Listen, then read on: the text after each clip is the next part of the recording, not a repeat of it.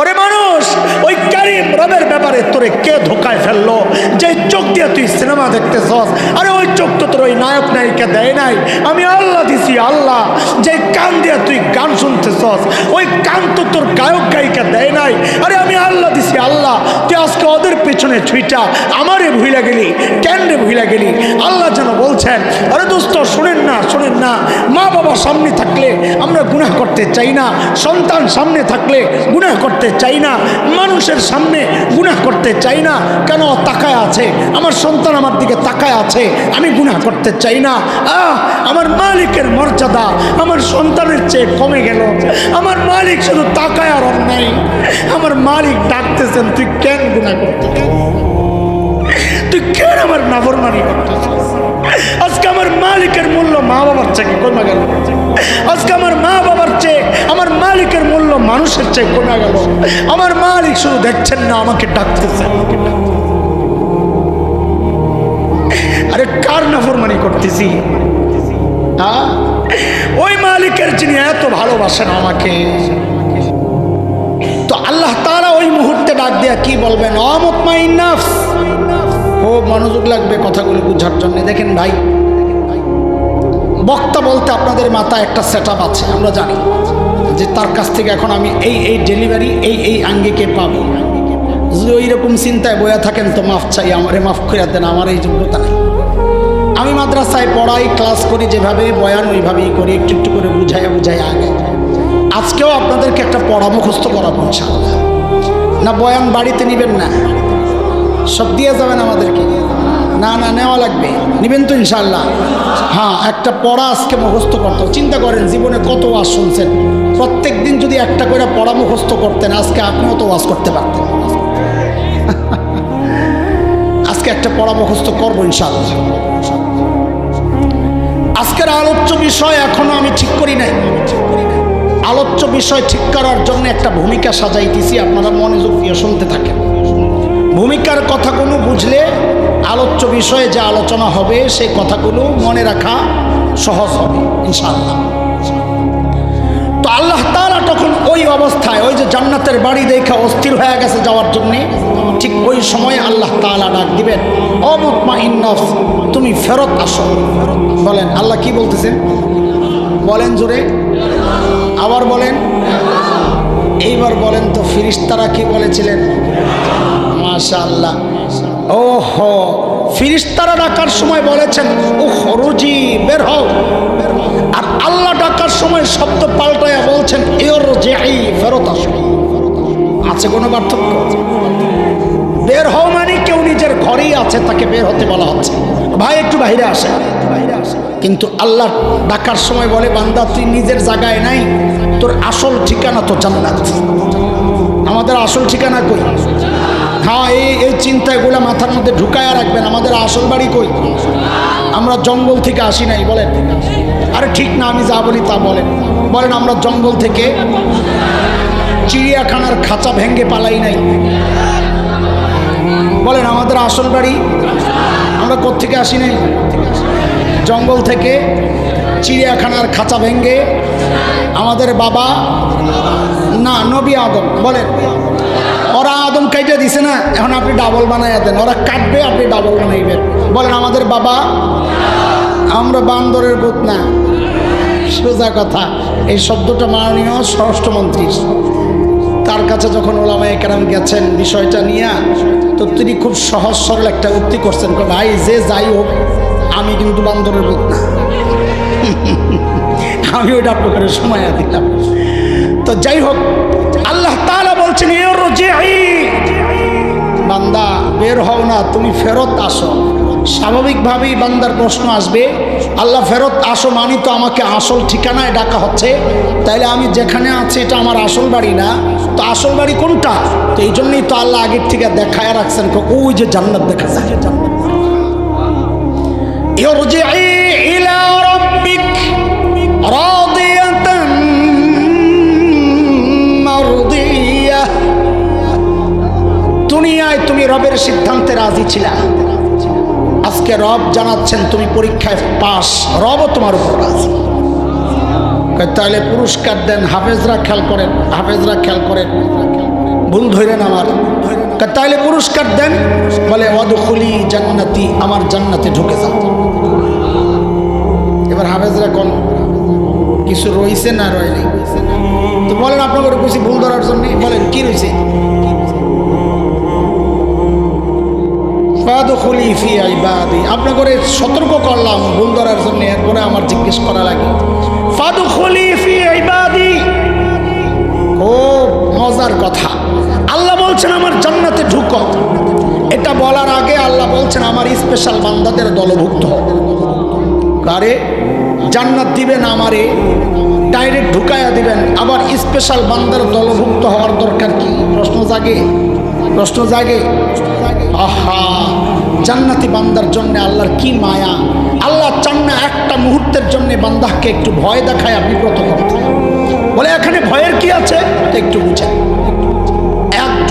একদম নতুন জামাই আজকে প্রথম যাচ্ছে শ্বশুর বাড়ি, অথবা নতুন বউ আজকে প্রথম যাচ্ছে শ্বশুর বাড়ি। ওই জামাই আর বউকে আদর করে না করে না? সবাই তো বলে না, মনে হয়তো অনেকে মাইটের খাইছেন। তো বলেন আদর করে না করে না? কেমন, কম না বেশি? বুঝে শুনে একটা জবাব দেন। সবচেয়ে বেশি আদর করে কে?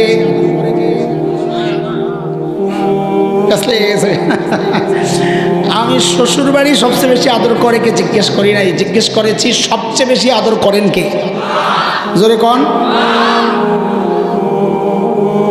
আমার শব্দগুলো মুখস্থ করেন তো ভেজালে পড়বেন না, আপনাদেরকে বাঁচাইয়া দিতেছি। বলেন সবচেয়ে বেশি আদর দেখান শাশুড়ি। ঠিক না? আমি যা বলি তা বলেন, খালি ঠিক ঠিক, এত ঠিক মুখস্থ হয়েছে আপনার। বলেন সবচেয়ে বেশি আদর দেখান কে?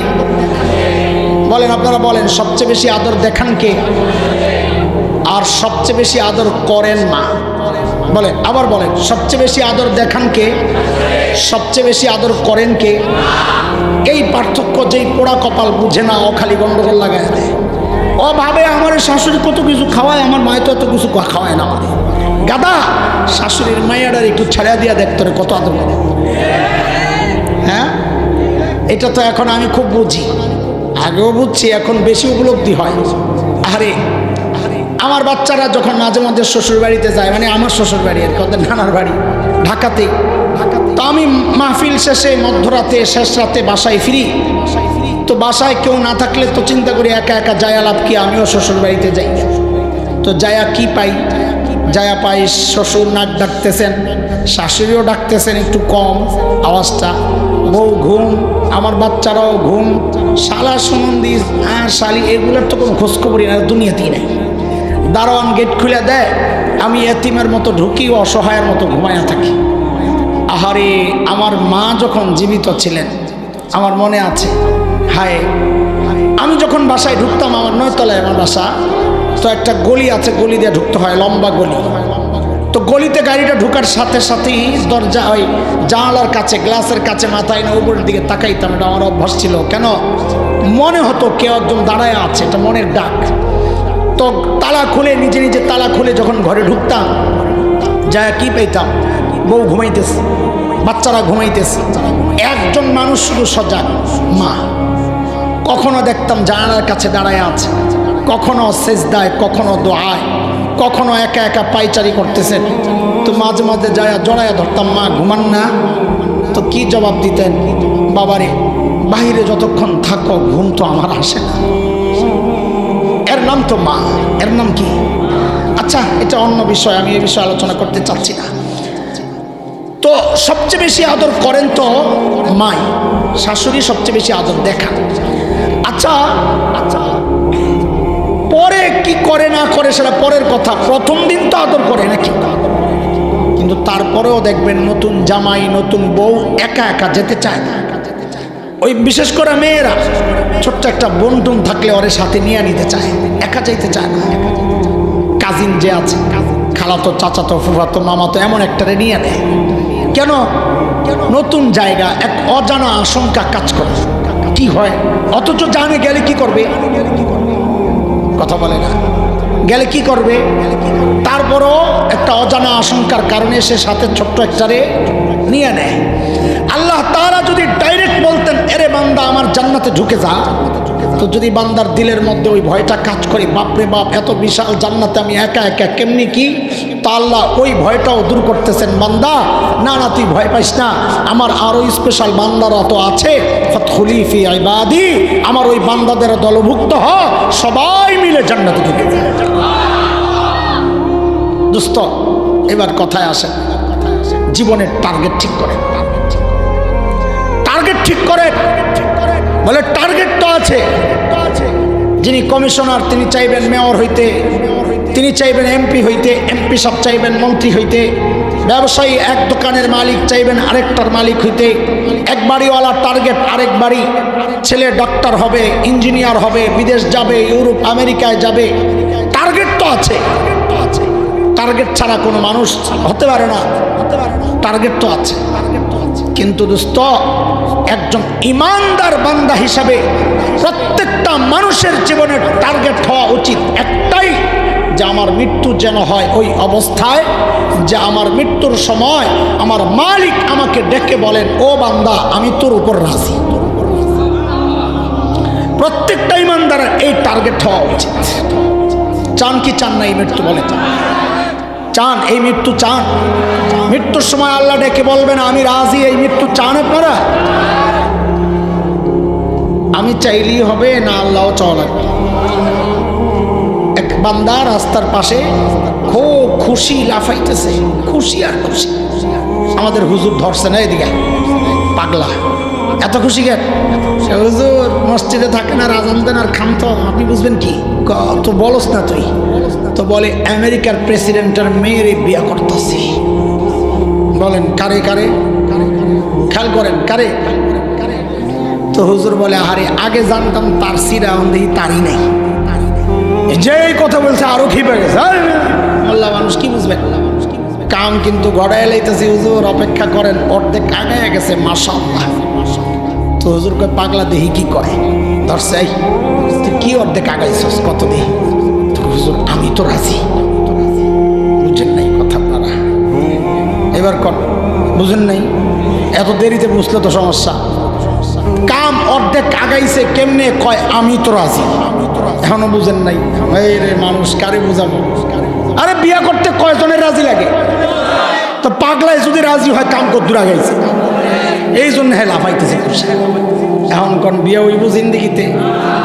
আসলটাই তো রয়ে গেছে। আমি আপনি চাইলেই হবে না আল্লাহও চান। তো আল্লাহ কিভাবে চান, কখন চান, এর জন্য আমাদের মাত্র দুইটা কাজ করা লাগবে। কয়টা? হয় আমি কিন্তু আজকের আলোচনার বিষয়বস্তু এখনো ঠিক করি নাই, আগেই বলতেছি, আপনি ভূমিকা শুনতে থাকেন। কয় কাজ করা লাগবে? এক নম্বর আল্লাহকে রাজি করতে হবে। বলেন, আবার বলেন, এইভাবে বলেন তো বলতে আমাদের ওজন ঠিক থাকবে, লাস্টের শেষ মিল থাকবে। বলেন আল্লাহকে রাজি করব। বলেন আবার। ঠিক আছে।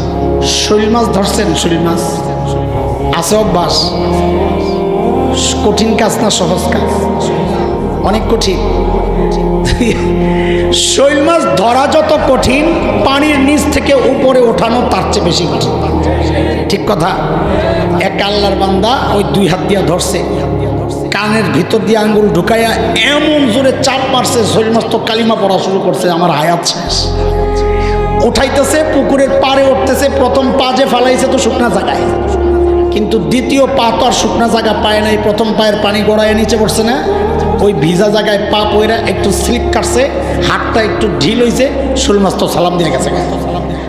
আচ্ছা বলেন আপনারা, শৈল মাছটা না পাইলে যেই আফসোস লাগতো, পাওয়ার পর যে ছুটে গেল, এখন আফসোস কম না বেশি? বেশি। আল্লাহকে রাজি করলাম কিন্তু রাখতে পারলাম না, এটা আমাদের জন্য আরো বেশি দুর্ভাগ্যের।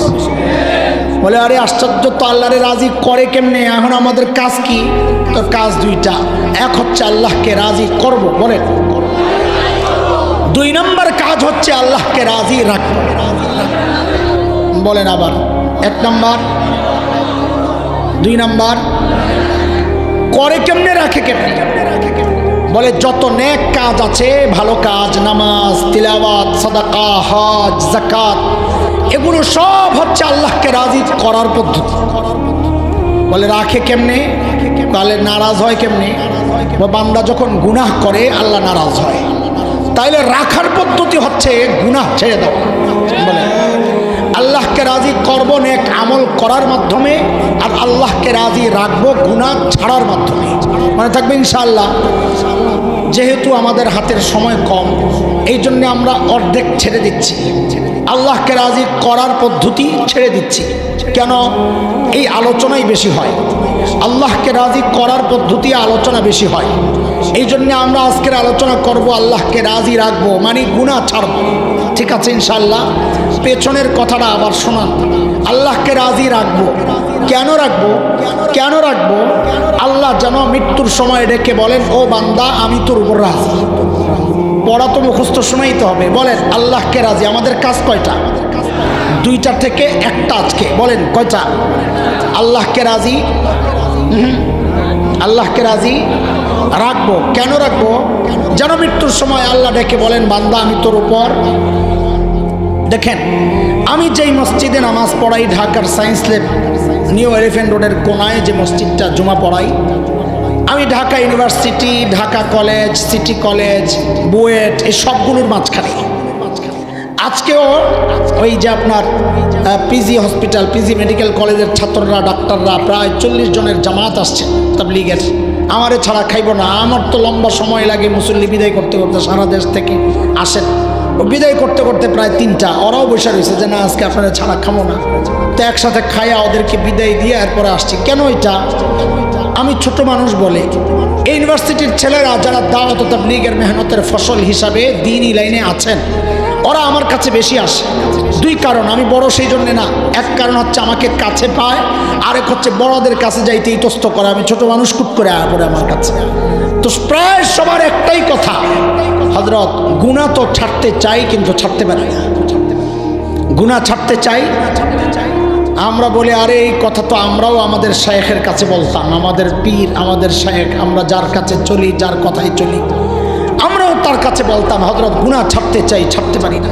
তো আমাদের বড়রাও বলতেন, আরে আমরাও আমাদের বড়দের কাছে বলতাম গুনাহ ছাড়তে চাই, ছাড়তে পারি না। তাইলে বোঝা গেল সমস্যাটা নতুন না। সমস্যা কি? যেহেতু সমস্যা পুরাতন, তা আমাদের বড়রা আমাদেরকে তো এত অসহায় ছেড়ে যান নাই যে উম্মত একটা সমস্যায় পড়েছে, সমাধান দেন নাই। তো আমাদের বড়রা কোরআন হাদিস ঘেটে ঘেটে ঘেটে ঘেটে ঘেটে ঘেটে গুনাহ ছাড়ার কিছু সহজ রাস্তা বের করেছে, যে তুমি এইভাবে এইভাবে চলো তো তোমার জন্য গুনাহ ছেড়ে দেওয়া সহজ হয়ে যাবে। এই খেয়াল করেন, এটাই হচ্ছে আমার আজকের আলোচনার বিষয়বস্তু, গুনাহ ছাড়ার সহজ রাস্তা। বলেন আজকে আলোচনার বিষয়বস্তু কি? সবাই পরামর্শ না করে গেলে আজকে খবর আছে। বলেন আলোচনার বিষয়বস্তু। এইবার এতক্ষণ যে চিল্লাইলাম ওইটা কি বুঝছেন? এবার আবার পড়াশোনার গুনাহ কেন ছাড়বো? আল্লাহকে রাজি, আল্লাহকে রাজি কেন রাখবো? যেন মৃত্যুর সময় আল্লাহ ডেকে বলেন, বান্দা আমি তোর উপর। মাশাআল্লাহ। বলেন আবার বলেন আজকের আলোচনার বিষয়বস্তু কি? গুনাহ ছাড়ার। গুনাহ কেন ছাড়বো? করার জন্য আল্লাহকে রাজি। আল্লাহকে রাজি কেন রাখবো? যেন মৃত্যুর সময় আল্লাহ ডেকে বলেন, বান্দা আমি তোর উপর।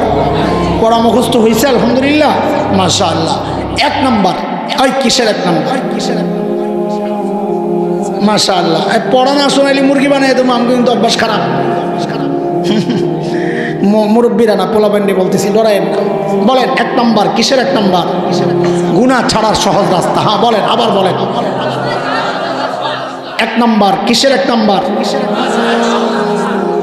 যত বিপদ দেখবেন, খেয়াল করেন, যত বিপদ দেখবেন, হুচট খায়া পড়ছেন, আপনি ভাববেন এটা আমার গুনার ফসল। ঋণে পড়ে গেছেন, আপনি ভাববেন আমার গুনার ফসল। ব্যবসা মন্দা, আপনি ভাববেন গুনার ফসল। সন্তান কথা শুনে না, আপনি ভাববেন আমিও আমার মালিকের কথা শুনি না, আমার গুনার ফসল।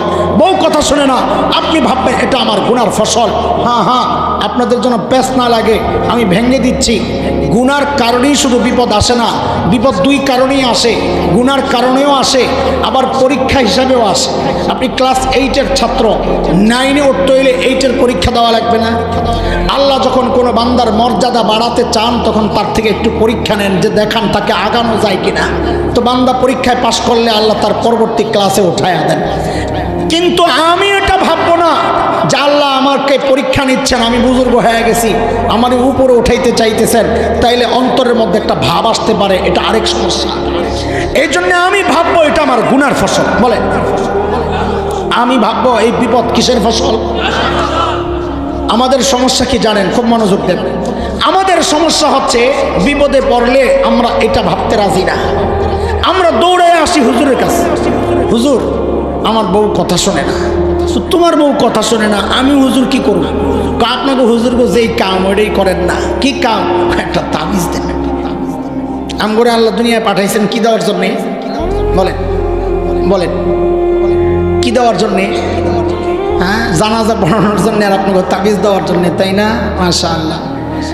তো হুজুর বুঝাইছে, আরে আল্লাহর বান্দা, দিলে দিলে জোড়া তাবিজে লাগে না। তো প্রত্যেকটা জিনিস জোড়া লাগার জন্য তৃতীয় একটা জিনিস সেটা নির্ধারিত আল্লাহ বানাইছেন।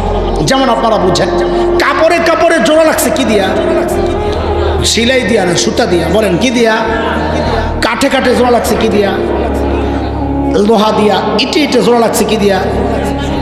সিমেন্ট দিয়া। আচ্ছা, ওখানে সুতা কাজ করবে, এখানে লোহা কাজ করবে।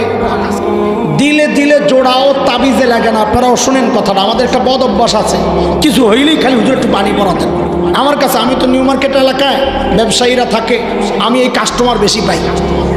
আমার কাছে ওদিনে আসছে একজনে, হুজুর একটু ফু দিয়া দেন। তা আমি আবার জিনের সমস্যা হলে ভোট দিই না, আমি উল্টা বিপদে পড়ুক নাকি, ভাই তুমি অন্য জায়গায় যাও না। তো আমি কিসের জন্য এটা? দোকানটা খুইলা একটু ছিটাইয়া দেবো। কি জন্যে? যেন কাস্টমার ঢুকলে আর না বাইর হয়। আমি সুবহানাল্লাহ, এই দোয়া আমি জানি না রে ভাই। তো হুজুর বুঝাইছে, আরে আল্লাহর বান্দা, দিলে দিলে জোড়া তো তাবিজে লাগে না, এটা তাবিজের কাজ না। কয় কিসের কাজ? তো কয় যে আল্লাহ দিল বানাইছেন ওই আল্লাহকে জিজ্ঞেস কর। তো আল্লাহরে জিজ্ঞেস করছে, আল্লাহ দিলে দিলে জোড়া কি দিয়া লাগে? তো আল্লাহ সূরা মারিয়ামের মধ্যে জানাইয়া দিছেন কি, ইন্নাল্লাযীনা আমানু ওয়া আমিলুস সালিহাত সায়াজআলু লাহুমুর রাহমানু উদ্দা। আল্লাহ বলেন, বান্দা তোর ঈমান ঠিক কর, আমল ঠিক কর, দিলে দিলে মোহাব্বত আমি আল্লাহ তৈরি করেছি। যেই না হুজুর এই ওয়াজ করছে, হুজুরের সাথে চেষ্টা করছে, হুজুর আপনার কোনো অভ্যাস খারাপ, সব জায়গায় খালি ধর্ম টাইনা লই আয়েন। বলেন না আপনারা? এটা একটা ফালতু কথা, এর চেয়ে ফালতু কথা দুনিয়ার কিচ্ছু নাই। আরে ধর্ম তো সব জায়গার জন্যই। আমার ধর্ম কি এমন আনকমপ্লিট কোনো ধর্ম আমি গ্রহণ করেছি নাকি যে আমার ধর্ম খালি আমার নামাজ শিখায়, আমার ধর্ম খালি আমার রোজা শিখায়? না, আমার ধর্ম এত এক কমপ্লিট দিন। আমার ধর্ম আমাকে সংসদ চালাইতেও শিখায়, আমার ধর্ম সচিবালয় কেমনে চালায় শিখায়, ব্যবসা কেমনে করতে হয় আমার ধর্ম শিখায়, বিয়ে শাদী কেমনে করতে হয়, আন্তর্জাতিক সম্পর্ক কেমনে ঠিক রাখতে হয় আমার ধর্ম শিখায়, এমনকি টয়লেট কিভাবে ইউজ করতে হয় আমার ধর্ম আমাকে ওইটাও শিখায়। তোমার না গন্ডগোল, তুমি সব জায়গায় ধর্ম টাইম নেন না। ধর্ম তো এটা সব জায়গার জন্য। তোমার সমস্যা, তুমি হুজুর সব জায়গায় রাজনীতি করেন না কেন? মাহফিলের মধ্যে কিছু হইলে আস্তে করে একটা স্লিপ পাঠায় দেবো, রাজনীতির আলাপ নিশা। দেখেন, আমার এক হচ্ছে, আমার জিন্দগিতে আমি রাজনীতি করার ইচ্ছা নাই, করিও না। তা আমি তো রাজনীতির আলাপ করি না, খামাকে এই স্লিপটির কী জন্যে আসে? অনেকদিন চিন্তা করছি আসলে রাজনীতির আলাপ কোনটা। পরে দেখি যে আরে পাবলিক যেটা নিজের বিরুদ্ধে যায় ওটার নাম রাজনীতির আলাপ।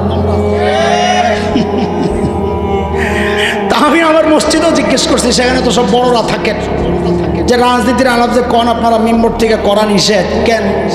কারণ দুইটা, হয় রাজনীতি পচা জিনিস, এই জন্য মেম্বর থেকে করা নিষেধ, ঠিক না? তো পচা জিনিস হলে আপনিও ছেড়ে দেন, ওই ওয়াজ করতেছি। আর যদি ভালো জিনিস হয় তা আপনিও করেন, আমিও করি। আরে বুঝেন নাই আপনারা? যদিও আমি বলি না, এমনি বললাম আর কি। তো অন্য কমিশনার থাকলে এই কথাগুলো বলতাম না। মামুন ভাই এসে দিকে কয়া লাগলাম আর কি, সাহস করে। বুঝেছেন কথা? বুঝতেছেন আপনারা?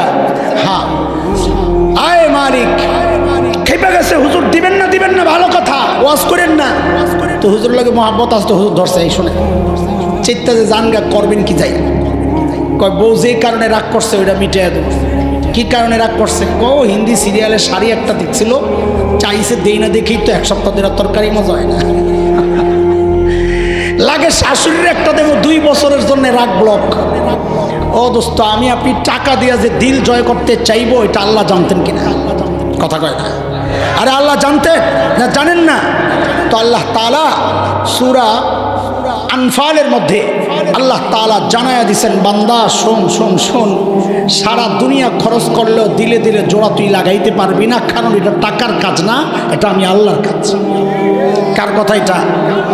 আল্লাহ বলছেন, ওয়াআল্লাফা বাইনা কুলুবিহিম লাউ আনফাকতা মা ফিল আরদি জামিআ মা আল্লাফতা বাইনা কুলুবিহিম ওয়ালাকিন্না আল্লাহা আল্লাফা বাইনাহুম ইন্নাহু আজিজুন হাকীম। দিলে দিলে জোড়া লাগান কে?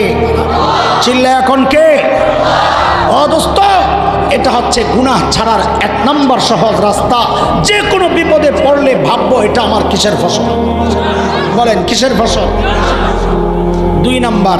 ওই কিসের 2 নম্বর? হ্যাঁ বলতে হবে, বলেন 2 নম্বর কিসের? 2 নম্বর গুনাহ কেন ছাড়বো?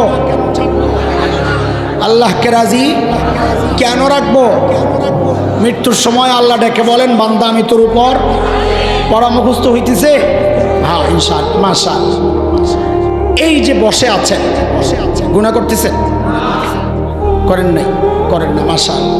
ছাড়ছেন যে কষ্ট লাগতেছে, আরে তাহলে তো এখানেও কিছু একটা আছে যে গুনাহ আমরা ছাড়লাম কষ্ট লাগে না, আর একটা কারণ বাইর করা লাগবে, এখানে কিছু একটা আছে। কি সেই কারণ? আমাদের বড়রা ওইটাও বাইর করে দিয়েছে। কি সেটা? বলে নেককাররা যখন একসাথে থাকে তখনও গুনাহ ছেড়ে দেওয়া সহজ হয়।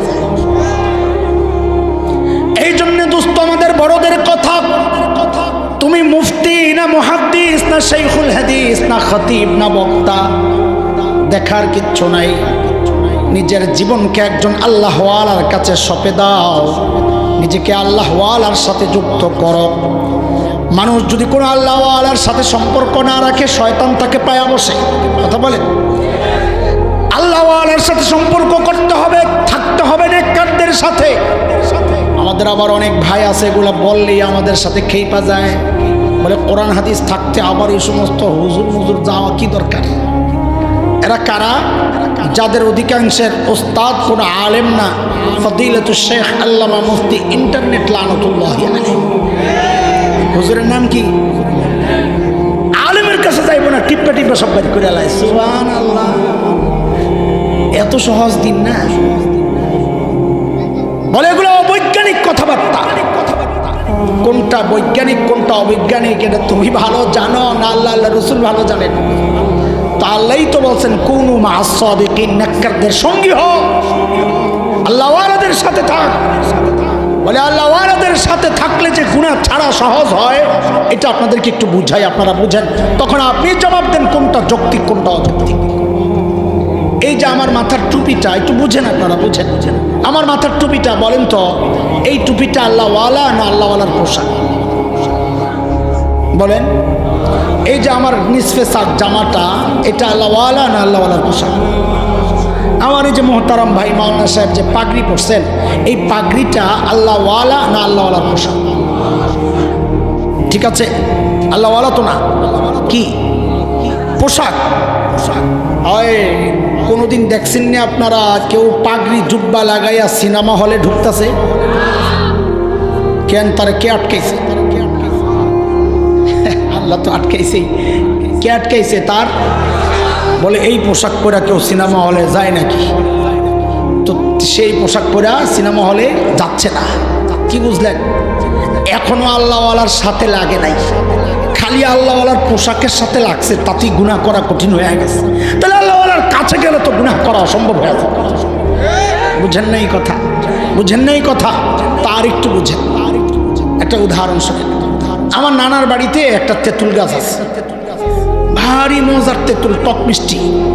বাল্লা বুঝেন? বাল্লা একটু রোয়া রোয়া বালির মতো লাগে আর কি, হেভি টেস্ট ভাই। এটা যখন পাকার টাইম হয় না, কি যে একটা ফ্লেভার আসে রে ভাই, মনে বললি তো অবস্থা কাকে। খুব মনোযোগ দিয়ে শুনতে হবে কথা। তো নানার বাড়িতে গেলে আমরা পাগল থাকতাম ওই তেঁতুল খাওয়ার জন্য। তো আম্মা আমাদেরকে বুঝাইতেন, বাবা এই টকটুক খাইলে ব্রেন কমে যাবে। আচ্ছা বলেন তো, নানার বাড়িতে কোনো ফতুয়া চলে? চলে বলেন না? নানুরে বললেই তো মুরগি জবে করে খাওয়ায়, কিন্তু রাতে নানির মুরগির খোয়ার থেকে মুরগি চুরি করে জঙ্গলে যায় আর রান্না করে খাওয়ার মজাই তো আলাদা। হ্যাঁ হ্যাঁ বলাবেন, এই কাম করবি কোথেকে তোরা? এগুলা সবাই কই, মুরগি চুরি করবি রাত্রে তো ফেসবুক চালাইব কি? আমরা করছি একরকম দুষ্টামি, এখন বলাবেন করে আরেক রকম দুষ্টামি। তা আম্মা নিষেধ করতেন। তা আমরা আম্মারে বলতাম, আম্মা তেঁতুল খাইলে যদি একটু কমা যায় জেহেন, তো হুজুর আমাদেরকে বলছেন মিসওয়াক করলে ব্রেন বাড়ে। লাগে মিসওয়াক করে লবণে ডবল, অসুবিধা নাই। কিন্তু আম্মা দিতেন না, খাইতে দিতেন না। তা আমরা কি করতাম? আমরা তো দমে যাওয়ার পাত্র না। এখন যদি তেঁতুলাই না ঘরে খাই, এটা তো ধরা পড়ে যাবে। তো আমরা ঘর থেকে একটা ছুরি নিতাম, কি চাকু, চাকু। আর ওই যে নানু মরিচ ওই যে তেলের মধ্যে ভেজে রাখতেন, শাক দিয়া খাওয়া যায়, বয়মে রেখে দিলে একদম ইয়া থাকে, করকুরা। হ্যাঁ এই করকরা ভাজা, শুকনো মরিচ মশমশা, মশমশা শব্দটা বলতে পারতেছিলাম না, মশমশা থাকে। মিথ্যা কথা বলবেন না, ভিজছে। যদি না ভিজে তাহলে তার মুখের চিকিৎসা করানো দরকার। ও দোস্ত, তুমি কোনটাকে অবৈজ্ঞানিক বলছো? আল্লাহওয়ালার কাছে গেলে দিল পাল্টায় না। তুমি বলছো এটা অবৈজ্ঞানিক কথা। একটা নির্জীব তেঁতুলের আলোচনা করলাম, মুখে লালা ইসা গেল। একটা নির্জীব তেঁতুল দেখাইলে তোমার মুখে লালা ইসা যায়, আর আমরা বলি একজন আল্লাহওয়ালার কাছে গেলে দিল গইলা চোখের পানি আসে, ওইটা অবৈজ্ঞানিক হয়ে যায়, ওইটা তোমার কাছে অবাস্তব হয়ে যায়। কেমনি বুঝাবো আপনাদেরকে বলেন? আর কেমনে বুঝাবো? এই জন্য দোস্ত বলি, খারাপ বন্ধু ছেড়ে দাও, আলিমকে বন্ধু বানাও, মাদ্রাসার ছাত্রকে বন্ধু বানাও, দাওয়াত তাবলীগের মেহনতের সাথীকে বন্ধু বানাও। ইনশাআল্লাহ দেখবা গুনাহ করা কঠিন হয়ে গেছে, গুনাহ ছাড়া সহজ হয়ে যাবে। কয়টা গেল? কয়টা গেল বলেন? কয়টা? এক নাম্বার, যত বিপদ দেখবো ভাববো কিসের ফসল। দুই নাম্বার, আল্লাহওয়ালার সোহবত। বলেন, মুখস্থ করেন, আল্লাহওয়ালার গুনাহ ছাড়বো। কেন ছাড়বো? আল্লাহকে রাজি রাখার জন্যে। কেন রাখবো? যেন মৃত্যুর সময় মালিক ডেকে বলেন, বান্দা আমি তোর উপর। পড়া মুখস্থ হয়েছে? চলেন এবার 3 নাম্বার। এই কিসের 3 নাম্বার? মাশাআল্লাহ। এই 3, 4 শেষের কথাগুলো একটু মনোযোগ দিয়ে শুনবে, বিশেষ করে যুবকরা। যুবকই তো বেশি, মাশাআল্লাহ, আলহামদুলিল্লাহ। এটা আমাদের অনেক বড় পাওয়া যে এখনকার যুবকরা বয়ান শুনতে আসে। আচ্ছা আচ্ছা,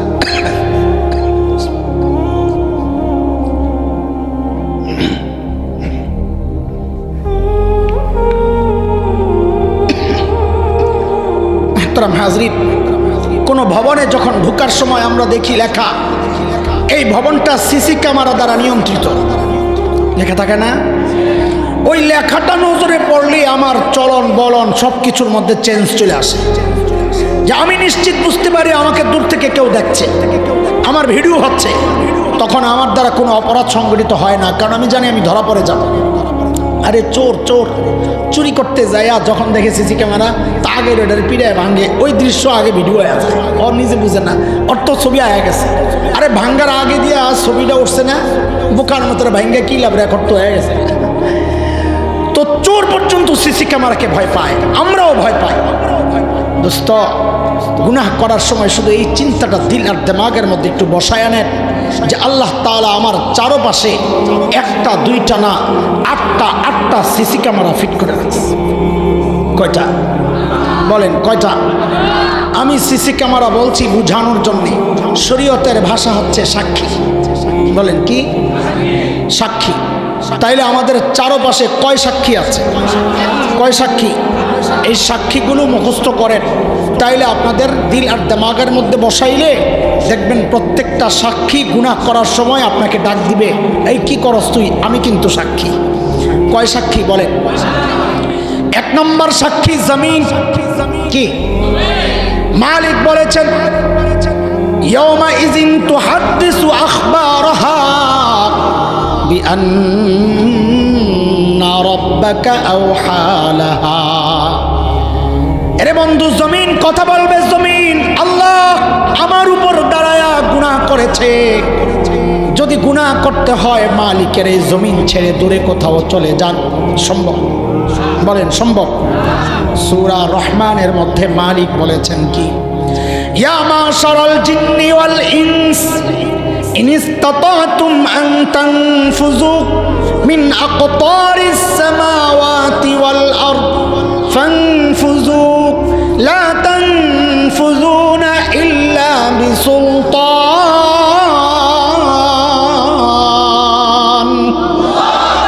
বান্দা যদি সক্ষম হস আমার আসমান আর জমিনের পরিধি থেকে বের হয়ে যা, যা বের হয়ে যা। পারবি না আমি না চাইলে? কার কথা? কাজী গুনাহ করার সময় ভাবেন এই যেই জায়গায় দাঁড়ায়া গুনাহ করছি ওই জায়গায় তো আমার বিরুদ্ধে আল্লাহর আদালতে সাক্ষী। বলেন সাক্ষী কয়টা? কয়টা গেল? এক নাম্বার বলেন, বলেন আবার বলেন। দুই নাম্বার, কোরআনের সিরিয়াল আগে হাত, পা পরে। আমি আপনাদেরকে মনে রাখানোর জন্য সিরিয়াল নিচের থেকে ওঠাচ্ছি, জমিনের সাথে লাগা কি? পা। তো দুই নাম্বার সাক্ষী পা, তিন নাম্বার সাক্ষী হাত। সূরা ইয়াসিনের মধ্যে আসছে, আল্লাহ বলছেন আল ইয়াউমা নাখতিমু আলা আফওয়াহিহিম ওয়া তুকাল্লিমুনা আইদিহিম ওয়া তাশহাদু আরজুলুহুম বিমা কানু ইয়াকসিবুন।